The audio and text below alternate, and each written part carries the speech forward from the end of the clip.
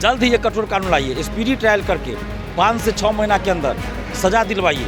जो अभ्यर्थी पकड़े जाते हैं उनको आजीवन प्रतिबंधित कीजिए, कभी वो कोई परीक्षा में नहीं बैठते। कि पटना में पूरा पुलिस फोर्स आज भरा हुआ था, क्योंकि सरकार को ये पता चल चुका था, उनका जो अपना सोर्स होता है तंत्र आंदोलन होगा, ये आंदोलन है और बहुत जबरदस्त भीड़ होगी।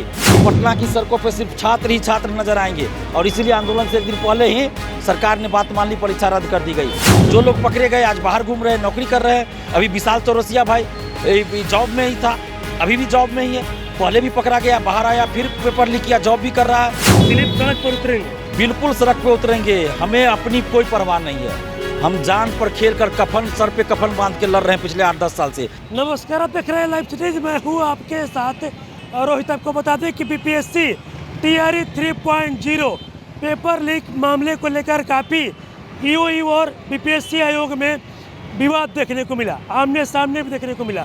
और उसके बाद अब शिक्षक अभ्यर्थियों के द्वारा परीक्षा रद्द करने की मांग हो रही थी और कल देर शाम परीक्षा भी रद्द कर दिया गया। देखिए, मेरे साथ बातचीत करने के लिए छात्र नेता दिलीप है, हम इनसे बात करेंगे। पेपर रद्द कर दिया गया। देखिए, हम धन्यवाद देते हैं नीतीश कुमार जी को कि उन्होंने छात्र आंदोलन की मांग को मान लिया। और नीतीश कुमार जी छात्र आंदोलन से उभरे हुए ही नेता हैं और उनकी पहचान भी छात्र आंदोलन से उभरे नेता के रूप में अभी तक है और पिछले 18 साल से बिहार के मुख्यमंत्री हैं।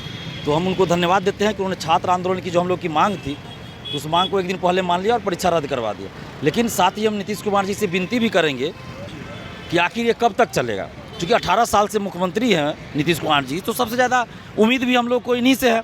तो आखिर ये कब तक चलेगा? परीक्षा होगी, पेपर लीक होगा, फिर हम लोग आंदोलन करेंगे, लाठी खाएंगे, परीक्षा रद्द होगा, फिर एग्ज़ाम होगा, फिर धांधली सटी। तो ये बंद होना चाहिए, पेपर लीक बंद होना चाहिए। और इसीलिए हम मांग कर रहे हैं नीतीश कुमार जी से कि एक कठोर कानून बनाइए और सख्ती से उसको लागू कीजिए। अभी भी जो कानून है उसको भी सख्ती से लागू कीजिए और जल्द ही ये कठोर कानून लाइए, स्पीडी ट्रायल करके 5 से 6 महीना के अंदर सजा दिलवाइए। जो अभ्यर्थी पकड़े जाते हैं उनको आजीवन प्रतिबंधित कीजिए, कभी वो कोई परीक्षा में नहीं बैठ। आजीवन प्रतिबंधित? बिल्कुल बिल्कुल, आजीवन प्रतिबंधित कीजिए। और जो भी अभ्यर्थी हो, शिक्षा माफिया, दलाल सेटर जो भी हो, ऐसे मामलों में संलिप्त पाए जाते हैं, उनकी सारी संपत्ति जब्त की जाए। नौकरी में है तो नौकरी से बर्खास्त किया जाए और उसकी सारी संपत्ति जब्त की जाए। बड़े बड़े शिक्षक, IAS IPS नेता इसमें शामिल रहते हैं, तो उन लोगों के जो है संपत्ति जहाँ जहाँ ये होटल है, बड़ा बड़ा अपार्टमेंट, सबको जब्त किया जाए। कोचिंग संस्थान को जब्त किया जाए, वहाँ लाइब्रेरी खोला जाए और स्पीडी ट्रायल करके सज़ा दिलाई जाए। और इसमें प्रिंटिंग प्रेस की जो बात आती है वो सरकार अपना स्थापित करे। क्यों बार बार प्राइवेट एजेंसी को आप प्रिंटिंग प्रेस में भेजते हैं क्वेश्चन छापने के लिए? आप अपना स्थापित कीजिए ना। इतनी ज़्यादा परीक्षा तो हो रही है, मैट्रिक, इंटर, ग्रेजुएशन, PG, दरोगा, सिपाही, BSSC, BPSC और भी परीक्षा, तो आप अपना प्रिंटिंग प्रेस स्थापित कर लीजिए।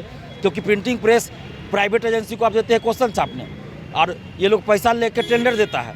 और जब पेपर लीक भी होता है पैसा लेके, उसमें भी कमीशन, उसमें भी पैसा भी लिया जाता है और फिर बाद में उसको ब्लैक लिस्टेड करके उसी का दूसरा प्रिंटिंग प्रेस रहता है, उसको दे दिया जाता है। तो ये खेल चल रहा है, बायोमेट्रिक के नाम पे भी खेल चलता है। तो ये सब बंद हो, सरकार अपना तंत्र विकसित करे और इसमें जितने भी शिक्षा माफिया संलिप्त है सब पे कठोर कार्रवाई, जो भी कोचिंग संचालक हैं सब पे कठोर कार्रवाई हो। और बिहार के समस्त छात्र छात्राओं को और बिहार से बाहर के भी ऐसे छात्र छात्रा जो इस आंदोलन का समर्थन कर रहे थे, उनको दिल से धन्यवाद।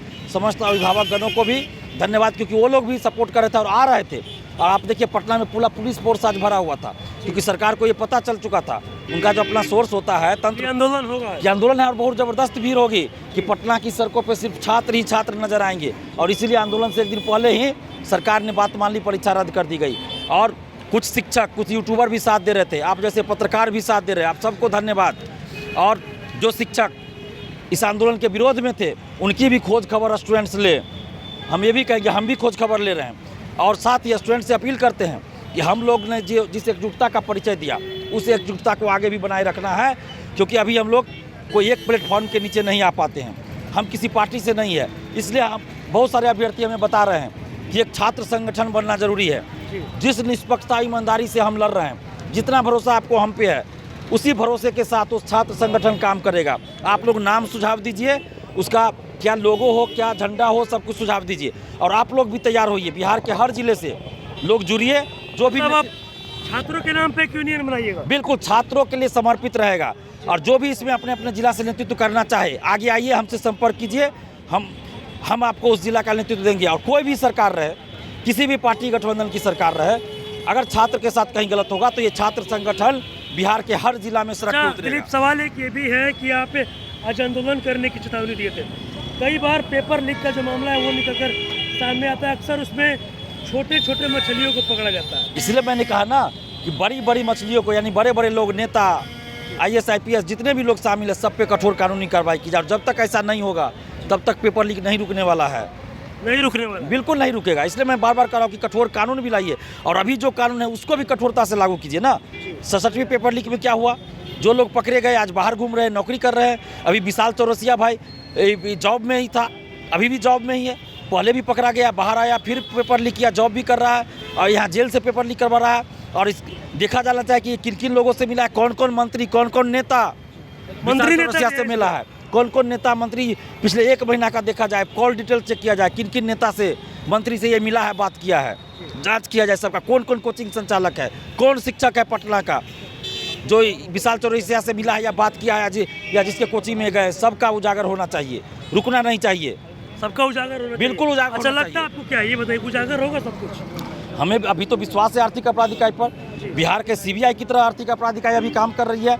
और नीतीश कुमार जी से भी हाथ जोड़कर विनती है कि आर्थिक अपराध इकाई आपका महत्वाकांक्षी एजेंसी है, तो इसको ईमानदारी से काम करने दीजिए, निष्पक्षता के साथ काम करने दीजिए।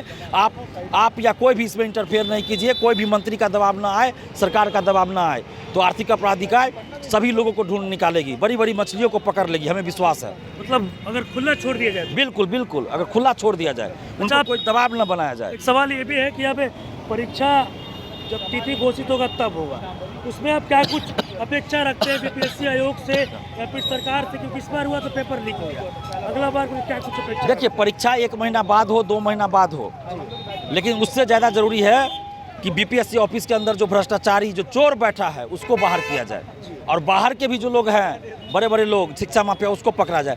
क्योंकि अगर अभी परीक्षा होती है और जो चोर है, भ्रष्टाचारी, वो BPSC ऑफिस में बैठा ही हुआ है, तो फिर जुगाड़ लगा लेगा, पेपर लीक भी करा लेगा, बाहर उजागर नहीं होगा, या अंदर से कोई सेटिंग कर लेगा। अभी एक खेल ये भी चल रहा है कि पेपर लीक हुआ, एग्ज़ाम कैंसिल हो गया, तो अगली बार जब वो जिससे पैसा लिया गया वो एग्ज़ाम देगा, तो उसको कहा जा रहा है कि सारा क्वेश्चन नहीं लगना, ये भी खेल चालू हो गया, जितना का आंसर तुमको आएगा उतना ही गोला रखना, बाकी छोड़ देना, बाद में हम रंगवा लेंगे। ये भी खेल चल रहा है, अभ्यर्थी बता रहे हैं कि इस तरह का भी बात चल रहा है। मतलब अंदर से सेटिंग हो जाएगा। तो जब तक BPSC ऑफिस के अंदर के लोग नहीं पकड़े जाएंगे तब तक ये खेल बंद नहीं होगा। इसलिए क्या लगता है कि यहाँ पे निष्पक्षता से परीक्षा होगी आगे? अभी तो देखने वाली है, अभी तो कहना मुश्किल है। जब तक BPSC ऑफिस के अंदर चोर बैठा है तो नहीं हो पाएगा, नहीं हो पाएगा, उसको बाहर करना जरूरी है। तो फिर से पेपर वायरल होगा तो दिलीप और अमरिंदर कुमार थे BPSC के परीक्षा नियंत्रक थे, उसको हम लोग हटाने की मांग किए थे, उसको यहाँ से हटाया गया। क्या मजबूरी है सरकार की कि BSSC का मेंबर बना दिया गया। अभी बिहार कर्मचारी चयन आयोग 13,000 पदों के लिए BSSC द्वितीय इंटर स्तरीय की बहाली कर रही है, CGL 4 आना है, तो फिर उसमें उखेला ना कर दे अमरिंदर कुमार, तो उसको भी हटाया जाए BSSC से। मतलब अगर आगे पेपर होगा, क्वेश्चन वायरल होगा, दिलीप सड़क पर उतरेंगे? बिल्कुल सड़क पर उतरेंगे, हमें अपनी कोई परवाह नहीं है। हम जान पर खेल कर कफन, सर पे कफन बांध के लड़ रहे हैं पिछले 8-10 साल से।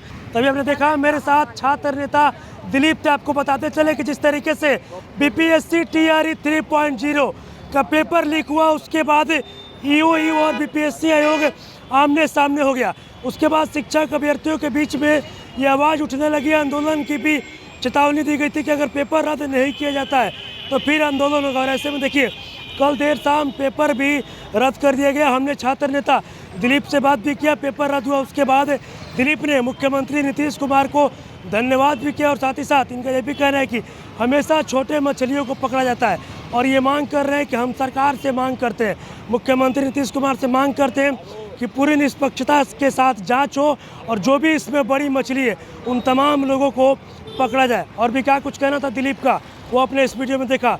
बस इसी तरह की तमाम खबरों के साथ आप मेरे साथ जुड़े रहे। तब तक धन्यवाद।